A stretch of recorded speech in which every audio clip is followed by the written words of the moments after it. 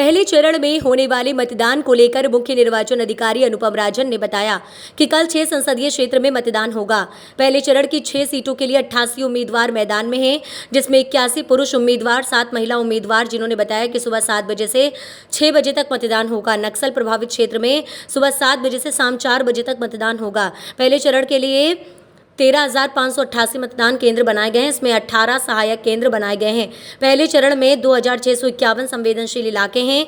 1,13,09,636 मतदाता पहले चरण में मतदान करेंगे। इसमें पुरुष 57,20,780, महिला 55,88,679 थर्ड जेंडर, 187 दिव्यांग, 14,20,010। राज्यों ने कहा कि गर्मी को देखते हुए पानी और छाया की व्यवस्था हो गई है। 85 के ऊपर वाले 46,663 और 100 साल के ऊपर के 771 लोग मतदान करेंगे। 18 से 19 साल के 34,42,044 मतदाता और 10,522 सर्विस वोटर मतदान करेंगे। पहले चरण के लिए एक एयर एम्बुलेंस और एक हेलीकॉप्टर की व्यवस्था की गई है।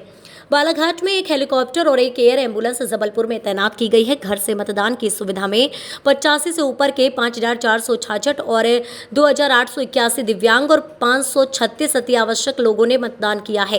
प्रदेश में 900 से ज़्यादा नाके बनाए गए हैं। अब तक 120 करोड़ की जब्ती की गई है। इसमें 18.46 करोड़ नकद, 29.38 करोड़ की शराब, 20.86 करोड़ का मादक पदार्थ और फीब्रीसी के माध्यम से 9.96 करोड़ रुपए जब्त किए गए हैं।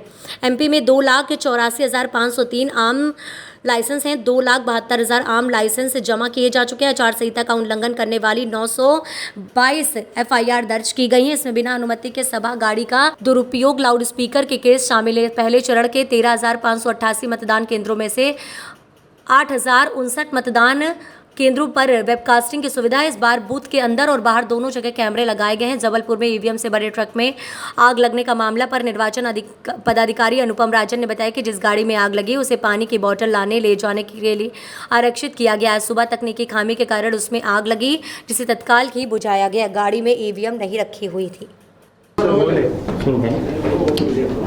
जैसा कि आप जानते हैं कि कल पहले चरण का मतदान है मध्य प्रदेश में अपने यहाँ, जिसमें 6 पार्लियामेंट्री कॉन्स्टिट्यूंसीज हैं, 6 संसदीय क्षेत्र हैं जहां मतदान कल होगा प्रथम चरण में।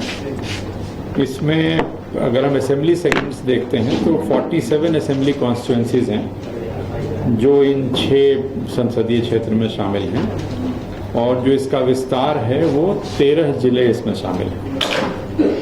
कुछ जिले पूर्णतः शामिल हैं और 2 जिले जो कटनी और नरसिंहपुर है उसका थोड़ा हिस्सा आता है। 29 जो संसदीय क्षेत्र हैं उसमें से 6 संसदीय क्षेत्रों के लिए मतदान हमारा कल होगा। इसमें कुल जो कैंडिडेट्स हैं, जो निर्वाचन लड़ रहे अभ्यर्थी हैं, उनकी संख्या 88 है। इसमें 81 मेल और 7 महिला हैं। सबसे ज़्यादा कैंडिडेट जबलपुर में हैं जहां 19 कैंडिडेट हैं। शहडोल में सबसे कम अगर देखें तो 10 कैंडिडेट हैं।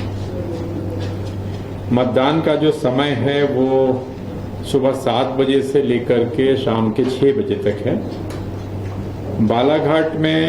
बालाघाट की 3 विधानसभा क्षेत्रों में लांझी, बैहर और परसवाड़ा, जो LWE के हम मानते हैं, जहाँ नक्सल प्रभावित क्षेत्र कहते हैं, वहाँ पे जो मतदान का समय है वो 7 बजे से लेकर के शाम के 4 बजे तक है, ताकि पोलिंग पार्टीज को समय रहते वो मुख्य सड़क पे आ जाएं या जिला मुख्यालय पे आ जाएं जहां उनको जाना है। जो हमारे पोलिंग स्टेशंस हैं फर्स्ट फेज में, उनकी कुल संख्या 13,588 है।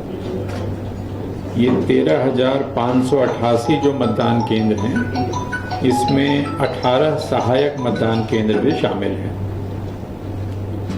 इन सभी मतदान केंद्रों के लिए पोलिंग पार्टियां आज रवाना हो रही हैं, लगभग रवाना हो गई हैं। अब हमें उनके पहुंचने की जानकारी धीरे धीरे प्राप्त हो रही है। इसमें जो संवेदनशील मतदान केंद्र जो चिन्हित किए गए हैं, जो 13,588 में, उनकी संख्या 2,651 है। 2,651 संवेदनशील मतदान केंद्र हैं। इस प्रथम चरण का जो मतदान कल होगा उसके लिए जो टोटल मतदाताओं की संख्या है वो 1,13,09,636 है। 1,13,09,636, जिसमें पुरुष मतदाता हैं 57,20,780 और महिला मतदाता हैं 55,88,669। थर्ड जेंडर के मतदाताओं की संख्या 187 है, 187। प्रथम चरण में जो दिव्यांग हमारे मतदाता हैं उनकी संख्या है 1,42,010। जो 85 साल से ऊपर के मतदाता हैं, 85 प्लस के मतदाता हैं, उनकी संख्या है 46,463। 100 प्लस के जो मतदाता हैं, 100 साल से अधिक आयु के मतदाताओं की संख्या प्रथम चरण वाले मतदान क्षेत्रों में 771 है, 771। 18 से 19 साल के जो हमारे वोटर्स हैं उनकी संख्या 3,44,244 है। 3,44,244। और जो सर्विस वोटर हैं, जिनको हम जो सेना में लोग हैं जो PTPBS से मतदान करते हैं, उनकी संख्या 10,522 है। तो ये तो मतदाताओं की संख्या की स्थिति है। अब जो मत है वो है 18.46, राउंड फिगर में 18 करोड़ कह सकते हैं। अगर आप पूरा लिखना चाहें तो वैसे आपको सर्कुलेट भी कर देंगे। 18.46 है नगद, जिसकी वैल्यू है। लिकर मतलब अवैध शराब जो पकड़ी गई है वो है 29.38, लगभग 30 करोड़। जो मादक पदार्थ हैं उसकी कीमत है 20.86। जो प्रेशियस मेटल्स हैं उनकी कीमत है 9.96। और फ्रीवीज और अदर आइटम्स हैं, उनकी है लागत 42 करोड़ के आसपास। टोटल 120 करोड़ का सीजर है। जो हमारे नाके हैं अंतर राज्य के वाले जो बॉर्डर हैं, इंटर स्टेट बॉर्डर हैं 309 और इंट्रा स्टेट बॉर्डर है 562। ये राज्य के फिगर में बता रहा हूं। वर्तमान में जो फ्लाइंग स्क्वाड्स चल रही हैं उनकी संख्या है, सर इसको एक बार रिपीट कर दीजिए। इंटर स्टेट जैसे यूपी 5 राज्यों से हमारी सीमाएं लगती हैं। इंटर स्टेट नाकों की संख्या है 309 और इंट्रा स्टेट है 562। फ्लाइंग स्क्वाड है हमारे 793 और जो स्टैटिक सर्विलांस टीम होती है जो SST है वो है 912। तो इस तरह से ये सीजर की जानकारी है जो आपसे मैंने साझा करी।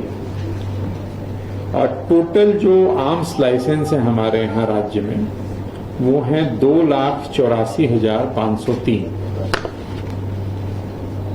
2,84,503 शस्त्र के विरुद्ध, शस्त्र धारकों के शस्त्र के विरुद्ध अभी तक जो हम लोग जमा करा चुके हैं वो है 2,72,937। तो लगभग 100% आर्म्स जमा हो गए हैं। जो आर्म्स जमा नहीं हुए हैं वो उस श्रेणी के हैं जिनको छूट होती है, जैसे बैंक के गार्ड्स होते हैं, कई सुरक्षा कर्मी होते हैं, कई लोगों का आत्मरक्षा वाली बात भी होती है। तो आर्म्स जमा कराने की कार्रवाई लगभग पूर्ण है। थोड़ी बहुत बची है, कुछ जिलों में 3rd या 4th फेज वाले होंगे, वहां भी चल रहा है।